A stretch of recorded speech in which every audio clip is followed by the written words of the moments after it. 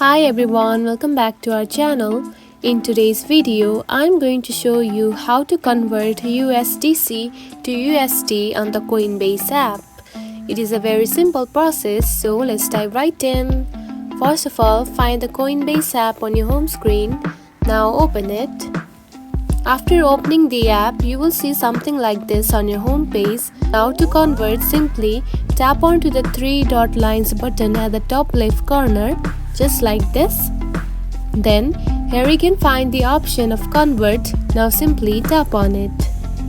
And after that, you can simply add the USDC and USD that you have on your Coinbase, and you can simply convert it.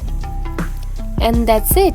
This is how you can convert the USDC to USD on the Coinbase app. If you found this video helpful, don't forget to like and subscribe for more tips. Thanks for watching.